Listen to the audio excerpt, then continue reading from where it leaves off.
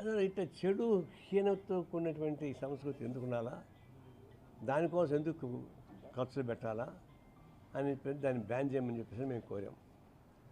ముందు పోలీస్ స్టేషన్లో కేసు ఇస్తే తీసుకోలే.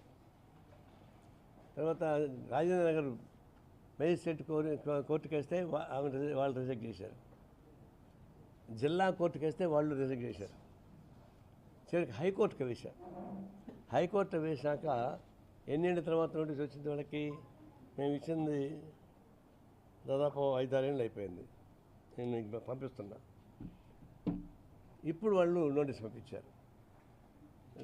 నాగార్జునకి, బిగ్ బాస్ సంబంధించిన ఎండీకి, అభిజిత్కి మేము కలిపి 4 నోటీసులు పంపించారు.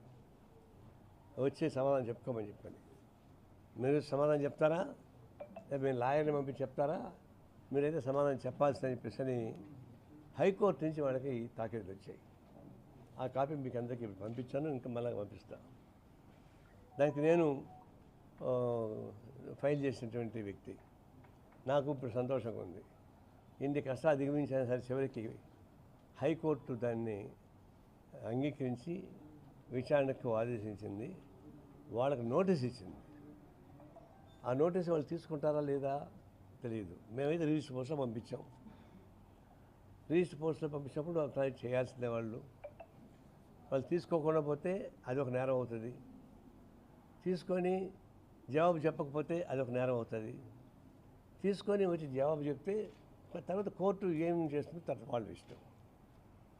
కనీసం వచ్చి కోర్టులో వచ్చి వాళ్ళు సమాధానం చెప్పుకోవాలా. ఏం సమాధానం చెప్తారో అది నాకు అనవసరం. సమాధానం చెప్పిన తర్వాత కోర్టు ఏం శిక్ష విధిస్తుందో అది నాకు తెలియదు. అది కోర్టు ఇష్టం. మా డిమాండ్ అయితే మాత్రం బిగ్ బాస్ అనేది ఒక